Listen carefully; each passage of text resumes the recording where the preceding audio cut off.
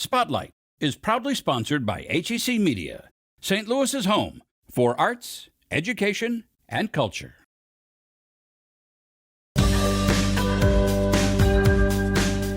We are there helping them see St. Louis in a completely different light. This is the 44th year of our festival, so it kind of has a rich tradition and a rich history. We want to reach out and affect somebody who has no experience with this whatsoever.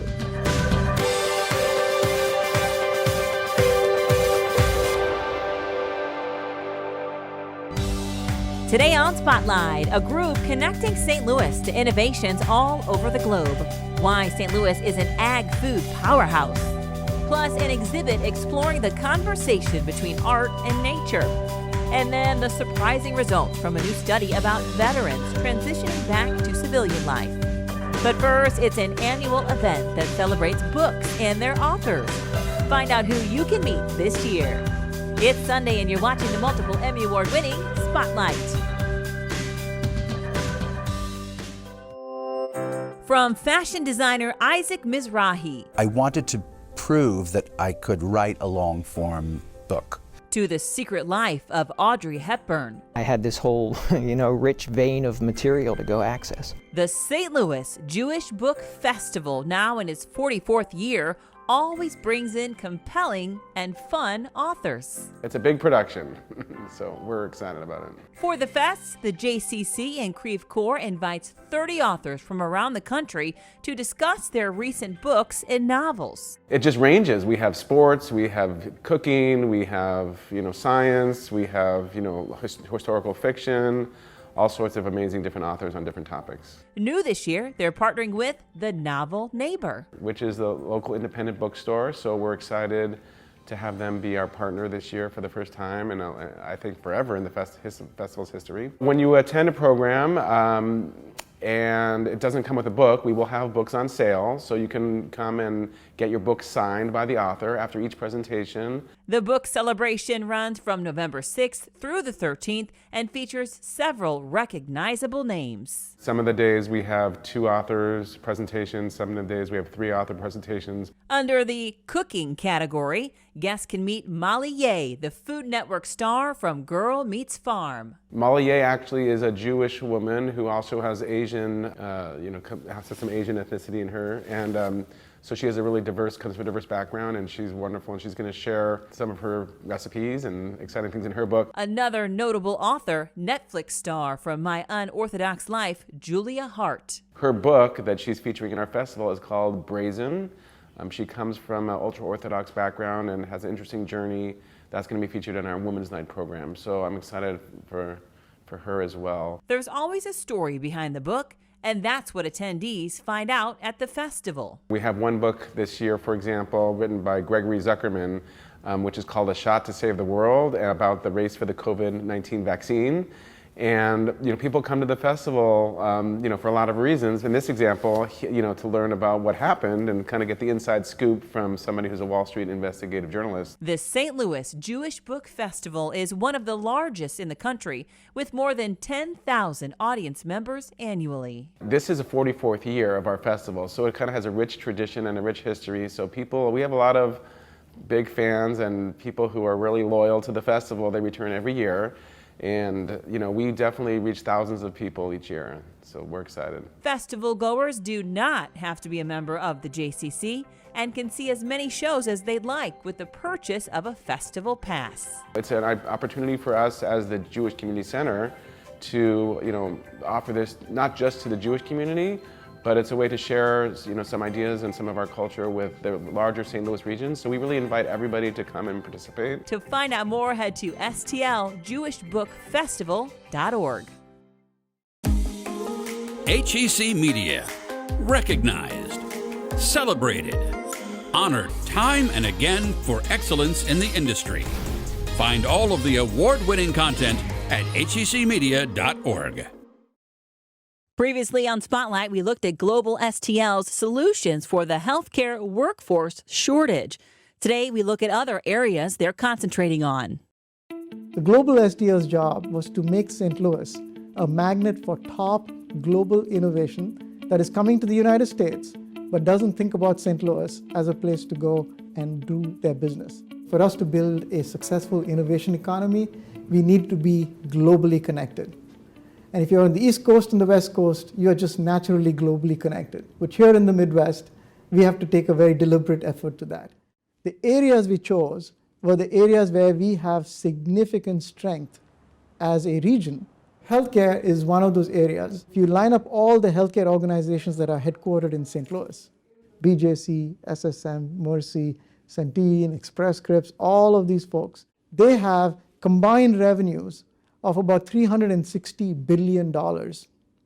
That's more than Boston, Cleveland, Philadelphia, Chicago, Nashville, you name it.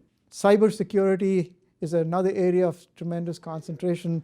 We have financial services, if you think about the Edward Jones, Wells Fargo, Stifel, and then geospatial now, with the NGA expanding into this new headquarters presence. Geospatial technology intersecting with healthcare, agriculture, and other areas becomes another area for us to focus on. Agriculture and food turns out to be another very big area of concentration and strength. There are more plant science PhDs in St. Louis than anywhere else in the world. You think about just that one statistic. And so we have the ability for top agriculture and food innovation to come to our region and access some of the biggest research, development, and market platforms.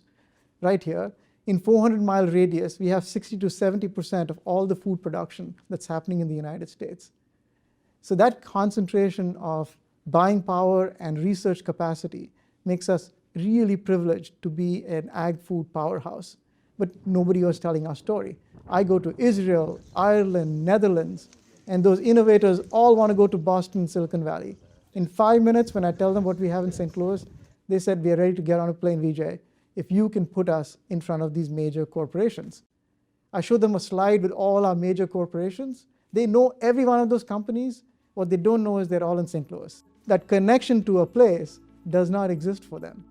So we are there helping them see St. Louis in a completely different new light. And we are only interested in the best innovation. The reason is we want to bring that innovation here, not just to come and do business in St. Louis. We want them to actually help our major corporations gain competitive advantage. So if they're going to gain competitive advantage, I cannot bring a Me Too innovation. I have to bring the best of breed. Why do I want that? I want our St. Louis corporations to be the acquirers, not the acquired. If they are acquired, they disappear as a hometown headquarters, and some other region is benefiting, and I can't tell that story anymore. So I want every one of our St. Louis corporations and organizations to be winning in the businesses that they are. And for that, I want to bring them the innovation that can help them do that. Scan the QR code on your screen to follow us on Facebook, Twitter, or Instagram. We're here at Laumeier Sculpture Park. This exhibition is titled Forest Through the Trees. It's an international group exhibition of artists coming from all over the world. The exhibition is really looking at trees, and a lot of the artists in the exhibition use trees as both subject and object of their work. The exhibition has actually developed over many, many years. I have been the curator at Laumeier Sculpture Park for 11 years now. And this is an exhibition I've been thinking about for a while, because part of my role here at the park is to, of course, further the mission of engaging the community through art and nature. But also, while working with artists, we're always considering the landscape outside. And we're always considering that mission when we're thinking about exhibitions for the Aronson Fine Arts Center. So what I really wanted to do was focus on trees as the subject of the exhibition, to not look at trees as this kind of backdrop or background to the work, but really to bring the tree as forefront in that conversation. There are many media on display here. We've got works that are abstract paintings, we've got works that are sculptural, actually cast of trees, and we've got video work on display, and we've got other multimedia in the exhibition as well. One in particular is a work by a Colombia-based artist, Miller Lagos, and the work is actually over 1,000 newspapers organized in a way that it recreates a tree ring.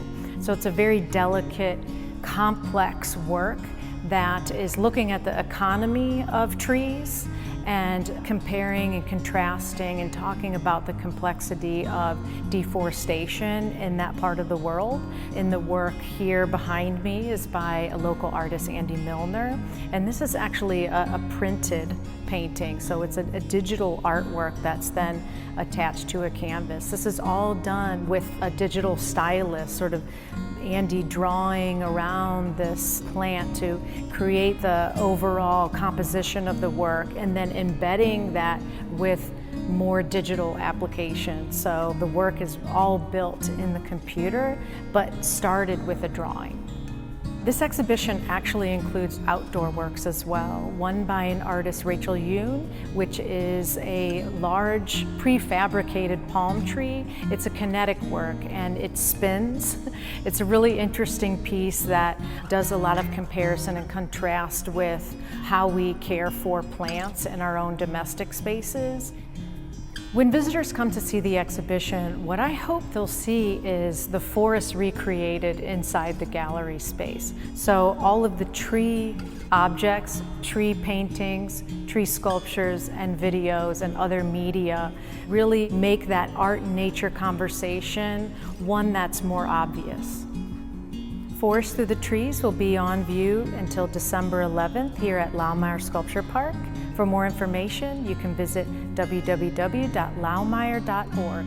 Honoring Veterans Day with a World War II hero, later on Spotlight. Each year, more than 200,000 U.S. service members transition out of military service. But civilian life can sometimes bring its own challenges. And a new study shows that U.S. military veterans are less willing to seek treatment for mental health than physical health. In general, I think that mental health conditions tend to be more stigmatized than physical health conditions. Dr. Mary Beth Miller is a researcher at the University of Missouri School of Medicine. Her study includes more than 330 veterans from across the U.S. Participants completed an online survey rating the importance of treatment for a variety of health conditions and their willingness to seek treatment. Turns out participants were most willing to seek treatment for chronic pain, chronic medical conditions, and physical brain injuries, and less willing to seek help for mental health conditions. Anxiety, depression, PTSD, thoughts of suicide, and substance use. Willingness was lowest for alcohol and drug abuse and sleep disorders, despite the high prevalence of these conditions in the veterans surveyed. Part of what is going on there is just that sleep disorders are so common. One of the veterans that we did end up talking to in this study specifically said that he thinks sleep problems are just so normalized that people don't think about getting treatment for them. The study examined the role discrimination plays in seeking treatment. About 3/4 of the sample was identified as a veteran of color. People who reported more everyday experiences with discrimination also reported less willingness to engage in treatment overall. So that was consistent for both medical and mental health conditions. Miller also says that veterans' reluctance to seek help may be because they're unaware of the variety of treatment options for mental health conditions. And so, unfortunately, that puts a lot of that burden on the primary care providers who are going to see them as they come in for the physical health conditions that they are more likely to come into treatment for. But I think this is where screening and referral is really important. If you are a veteran in crisis or you are concerned about one, help is available through the U.S. Department of Veterans Affairs. Just go to the website mentalhealth.va.gov.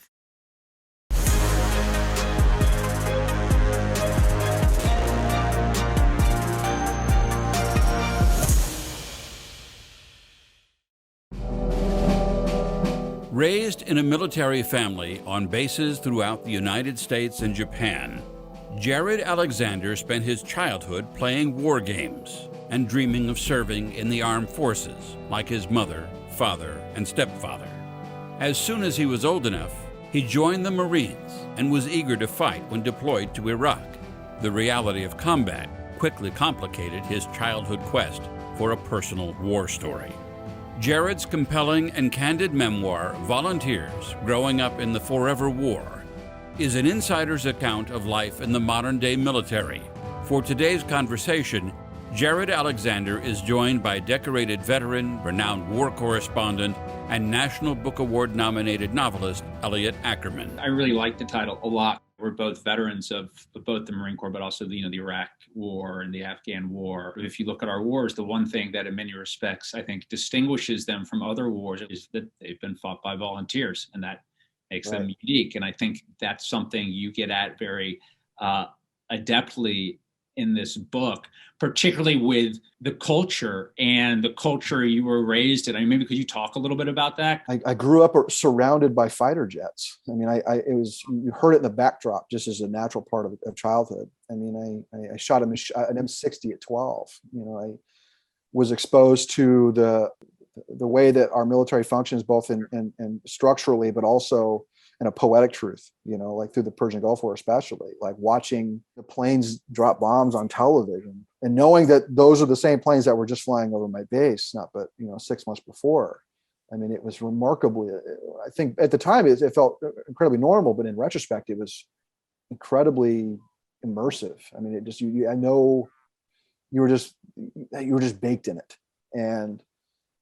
And then as I got older and I got a little more intellectually curious about conflict, I started reading, the narratives of Vietnam and World War II, especially, and a little bit of the Civil War. As I got older, it sort of broadened. And the stories of Vietnam especially were really motivating.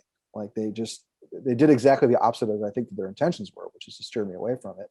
There's this massive civil military divide that exists. Yeah. Given your story, your family's story, your story of service, represents someone who has lived between those two worlds and can speak to that divide. We've created a situation where the average American has no incentive to engage with the war. I kind of wonder if one of the bigger struggles we have, or one of the larger issues that relate to people leaving the military and coming home effectively, is that divide. There's no way to cross the barrier anymore.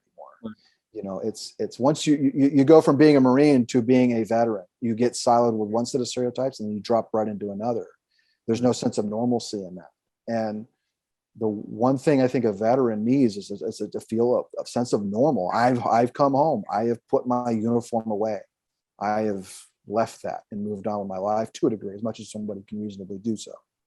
And I think that as long as we end up with these kind of barriers and these sort of identity barriers as it relates to the military, there's never going to be a true there's never going to be a merging again of the civil and the military. There's always going to be that gap between there.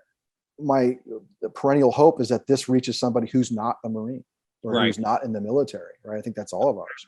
And we want to reach out and affect somebody who has no experience with this whatsoever, and moves them to think about their world a little differently. Learn Jared's childhood movie hero by watching the full interview at hecmedia.org.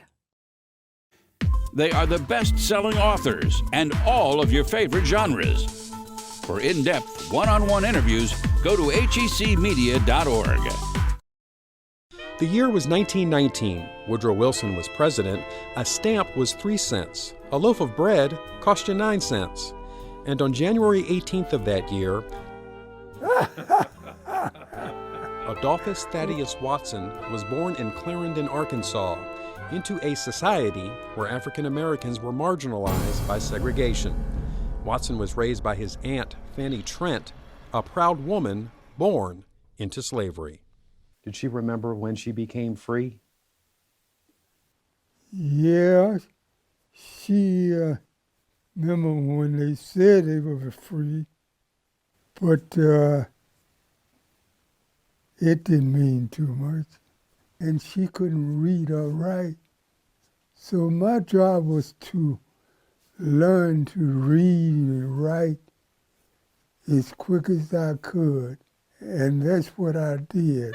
As a young man, Watson became part of the Great Migration as he joined millions of other blacks headed north for a chance at a better life. He settled in St. Louis in 1942 with his wife and children. The trajectory of Watson's life was forever changed with the world at war. In 1944, Watson, by now the father of 3, was drafted into the United States Army. America's military was not exempt from the world of Jim Crow. In World War II, the United States had 2 armies, a black army and a white army. You understand that? In 1944, Private First Class Watson and the members of the all-black 351st Artillery Unit boarded the Queen Elizabeth, headed for the United Kingdom. Upon arrival, the man raised by a former slave experienced something he had never known: freedom. Scotland wasn't segregated at all. I tell you what, you felt good about it because we had never saw these things happen. Winter 1944 was fast approaching, and the future of mankind hung in the balance. As the Allies prepared to fight what would prove to be the decisive battles in World War II, black soldiers faced the unthinkable. As if the Waffen-SS and Luftwaffe weren't enough to worry about, African Americans had to deal with even more hostility from their own countrymen. The white soldiers hated us so bad. American soldiers? Yeah, American soldiers. How did they treat you? We fought. Physically? Yeah. But Watson and countless other African Americans answered the call to duty, and in late 1944, the 351st found themselves in the Ardennes Forest in northeast France.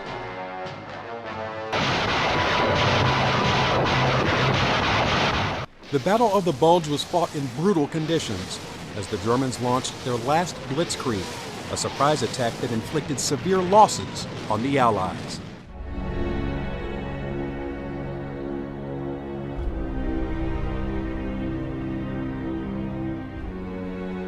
"75 years later, a man who was there, a man who fought bravely under the American flag, still has difficulty talking about the experience. It's just like a nightmare. You ever had a nightmare and you wake up that morning and you didn't believe it happened? The 351st more than held their own as the Allies beat back the Germans. Private First Class Watson earned 2 Bronze Stars for his service.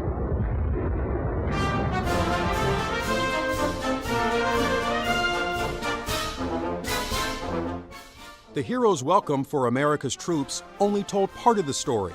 As he headed home, Watson asked a friend if the war would change white America's view on segregation. The answer was sobering. They're gonna feel like they owe you something, and they ain't gonna want to give it to you. Indeed, it would be another 20 years before President Johnson signed the Civil Rights Act. This Civil Rights Act is a challenge to all of us to go to work in our communities and our states, in our homes and in our hearts, to eliminate the last vestiges of injustice. But segregation did not stop Watson from working in construction for 31 years while raising 6 children with his wife, Lurleen. The priority in the Watson household was clear. Progress was to be measured in knowledge. All of my kids got college education. Everything I did was worth it. Webster's dictionary defines a hero as a person admired for achievements and noble qualities, and one who shows great courage. A black man born 100 years ago, raised by a former slave who fought for his country and paved the way for an entire generation to lead a better life, certainly qualifies. You have to be patient with each other, love each other, try to understand each other. Many who know the story of Adolphus Thaddeus Watson approach him to only say 2 words: thank you. I want to thank them for remembering and caring, because I appreciate it.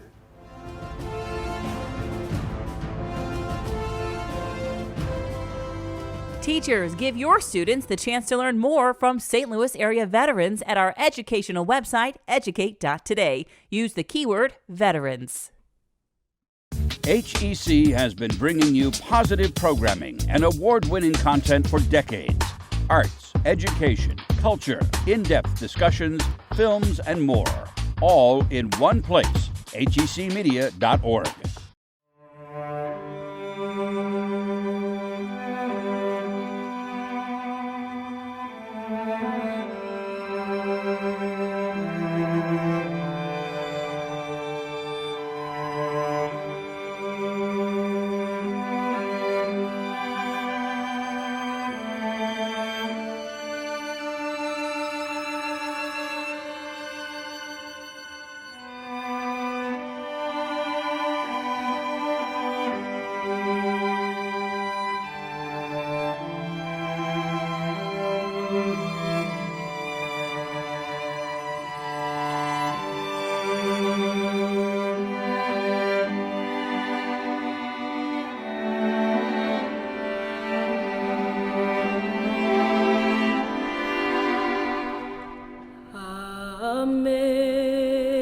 Amazing grace, how sweet the sound that saved a wretch like me.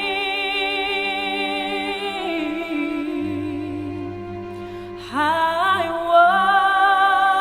once was lost, but now am found, was blind, but now I see. Through many dangers, toils and snares, I have already come. 'Tis grace hath brought me safe thus far, and grace will lead me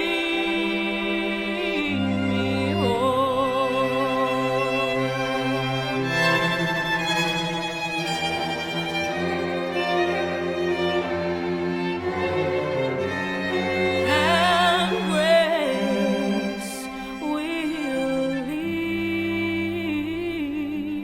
me home.